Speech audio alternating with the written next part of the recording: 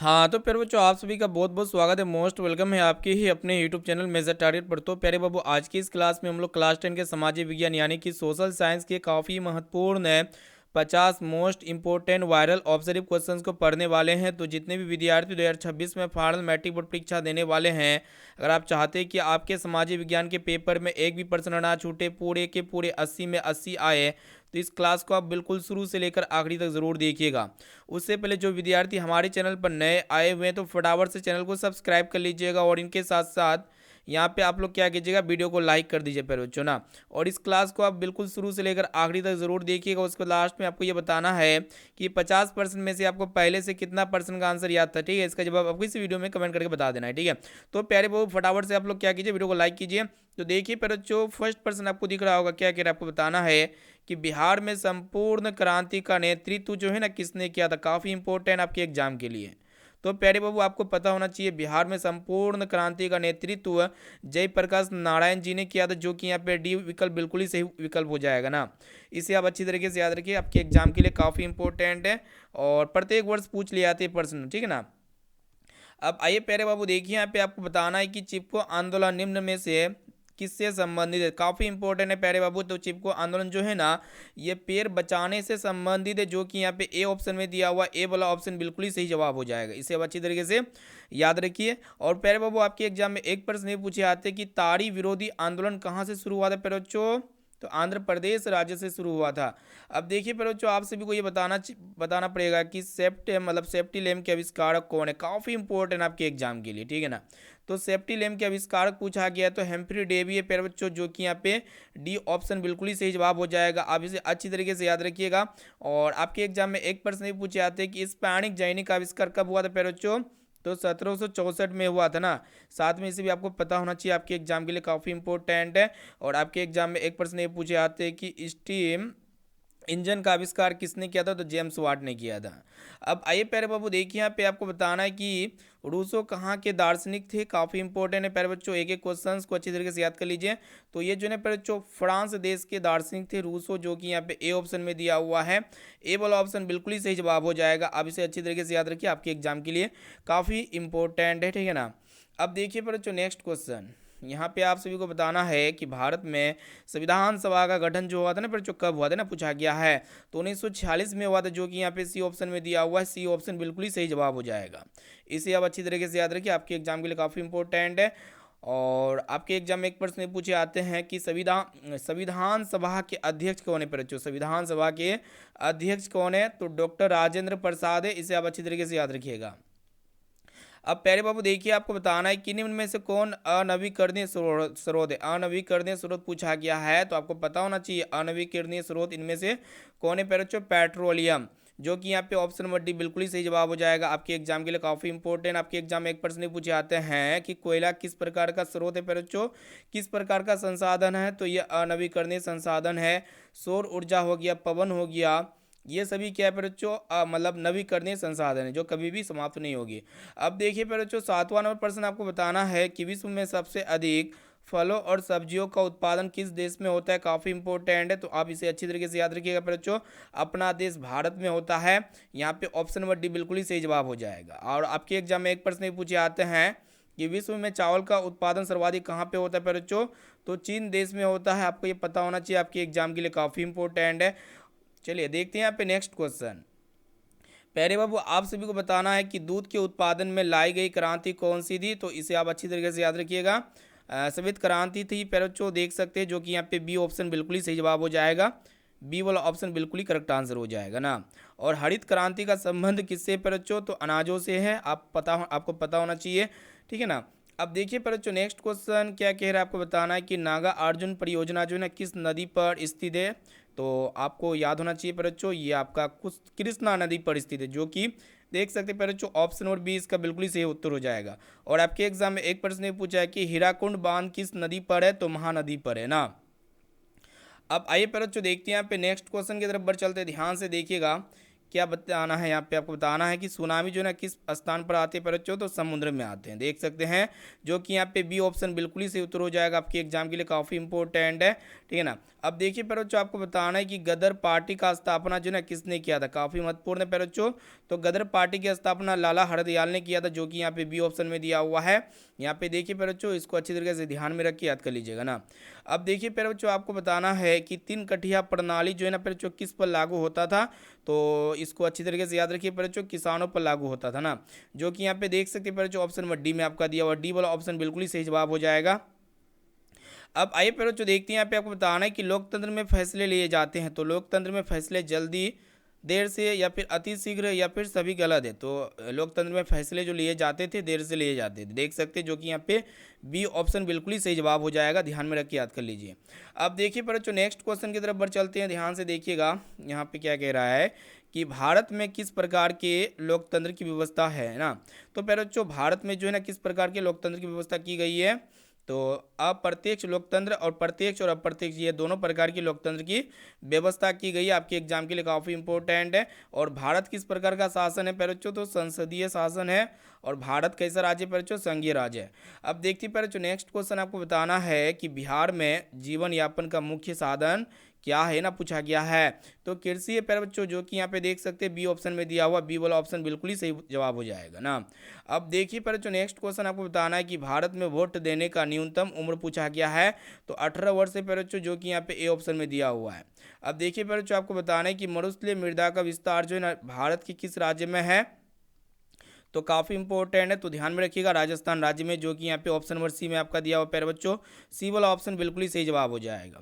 अब देखिए प्यारे बच्चों, आपको बताना है कि कौन भारत का सबसे बड़ा लोह उत्पादक राज्य है प्यारे बच्चों। तो यहाँ पे अच्छी तरीके से याद रखिएगा, लोहे का उत्पादन में यहाँ पे अग्रणी राज्य कौन सा, उड़ीसा है। यहाँ पे देखिए प्यारे बच्चों, ऑप्शन नंबर सी बिल्कुल ही सही जवाब हो जाएगा। और बॉक्साइट कहाँ पे मिलता है प्यारे बच्चों, तो झारखंड में मिलता है, आपको ये पता होना चाहिए। अब देखते हैं प्यारे बच्चों, नेक्स्ट क्वेश्चन क्या कह रहा है, आपको बताना है कि सीमेंट उद्योग का सबसे प्रमुख कच्चा माल क्या होते हैं। तो चूना पत्थर होते हैं प्यारे बच्चों, जो कि यहाँ पे ए ऑप्शन में दिया हुआ, ए वाला ऑप्शन बिल्कुल ही सही जवाब हो जाएगा। ये भी प्रश्न आपके एग्जाम के लिए काफ़ी इंपॉर्टेंट है ना। अब देखिए प्यारे बच्चों, नेक्स्ट क्वेश्चन की तरफ बढ़ चलते हैं। तो प्यारे बच्चों, यहाँ पे आपको बताना है कि मनुष्य के आर्थिक जीवन में क्या सबसे महत्वपूर्ण होते हैं। तो मुद्रा महत्वपूर्ण होते हैं, जो कि यहाँ पे देख सकते हैं प्यारे बच्चों, ए ऑप्शन में दिया हुआ, ए वाला ऑप्शन बिल्कुल ही सही जवाब हो जाएगा। अब आइए प्यारे बच्चों, आपको बताना है कि गुटेनबर्ग का जन्म किस देश में हुआ था। काफ़ी इंपॉर्टेंट है, तो अच्छी तरीके से यहाँ ध्यान में रखिएगा। गुटेनबर्ग का जन्म जर्मनी में हुआ था प्यारे बच्चों, जो कि यहाँ पे बी ऑप्शन में दिया हुआ, बी वाला ऑप्शन बिल्कुल ही सही जवाब हो जाएगा। और ये गुटेनबर्ग ने कौन सी पुस्तक छपाई थी प्यारे बच्चों, तो बाइबिल पुस्तक छपाई थी। अब आइए बच्चों, आपको बताना है कि हिंद चिन्ह में बसने वाले फ्रांसीसी को क्या कहा जाता था, है ना, पूछा गया है। तो कोलन कहा जाता था बच्चों, जो कि देख सकते हैं ऑप्शन नंबर सी में आपका दिया हुआ है ना। हिंद चिन्ह में कौन सा देश है बच्चों, वियतनाम है, आपको पता होना चाहिए, ठीक है ना। आप देखते हैं यहाँ पे नेक्स्ट क्वेश्चन क्या कह रहा है, आपको बताना है कि इंग्लैंड में औद्योगिक क्रांति किस उद्योग से शुरू हुआ। काफ़ी इंपॉर्टेंट है बच्चों, तो वस्त्र उद्योग से क्या हुआ था, शुरू हुआ था, जो कि यहाँ पे सी ऑप्शन बिल्कुल ही सही जवाब हो जाएगा ना। अब आइए बच्चों, देखते हैं यहाँ पे नेक्स्ट क्वेश्चन की तरफ बढ़ चलते हैं। यहाँ पे आपको बताना है कि अंकुरवाट के मंदिर का निर्माण जो है बच्चों किसने करवाया था। तो आपको पता होना चाहिए, सूर्यवर्मन द्वितीय जी ने करवाए थे, जो कि यहाँ पे सी वाला ऑप्शन बिल्कुल ही सही जवाब हो जाएगा। अब देखिए, आपको बताना है कि दास कैपिटल कब प्रकाशित हुआ था ना, यही ना पूछा गया है। यानी कि दास कैपिटल जो है बच्चों कब प्रकाशित हुआ था। तो 1867 में प्रकाशित हुआ था, जो कि यहाँ पे ऑप्शन नंबर सी में आपका दिया हुआ है। और ये दास कैपिटल के लेखक कौन है बच्चों, आपको ये भी पता होना चाहिए, कार्ल मार्क्स है। आपके एग्जाम में प्रश्न पूछ ले आते हैं। अब देखिए बच्चों, आपको बताना है कि चेक क्या है। तो बच्चों, चेक क्या है आपको पता होना चाहिए, पुलिस दास्ता है, जो कि यहाँ पे ऑप्शन नंबर डी में आपका दिया हुआ है ना।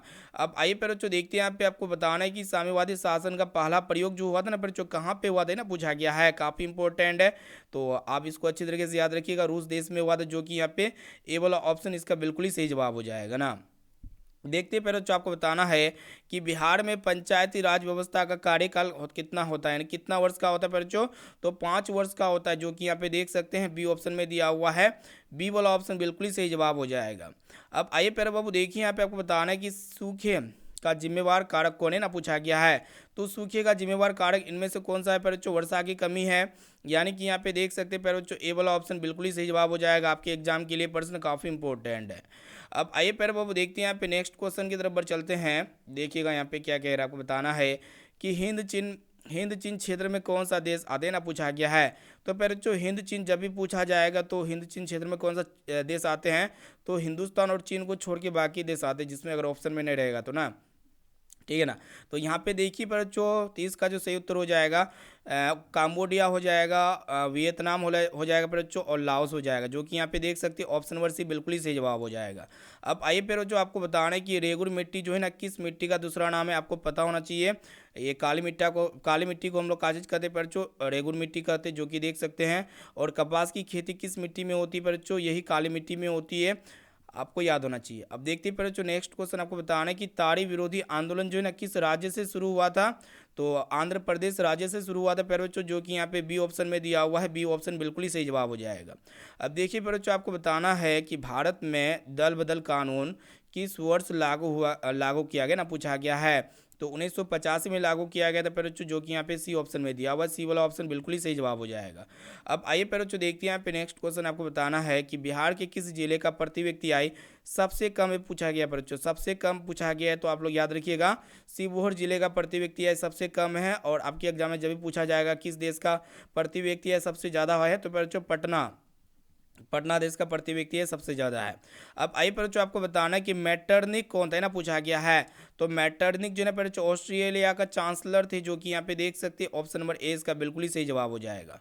अब आइए पेरे बच्चों आपको बताना है कि टेक्सोल का उपयोग जो है ना किस में किया जाता है ना, पूछा गया, काफ़ी इंपॉर्टेंट है। तो ध्यान में रखिएगा पेरे बच्चों, इसका उपयोग कैंसर में किया जाता है, जो कि यहाँ पे ऑप्शन नंबर सी बिल्कुल ही सही जवाब हो जाएगा।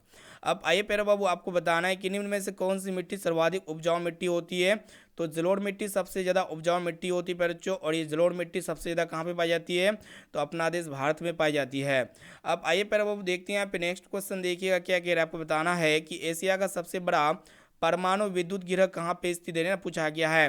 तो पैर बच्चों यहाँ पे कैगाम में स्थित है, जो कि यहाँ पे देखिएगा ऑप्शन नंबर डी बिल्कुल ही सही जवाब हो जाएगा। देखिए पैर बच्चों आप अगला प्रश्न आपको बताना है कि विश्व में सर्वप्रथम मुद्रण की शुरुआत जो हुई थी ना बच्चों, कहाँ पे हुई थी ना, पूछा गया है, काफ़ी इंपॉर्टेंट है।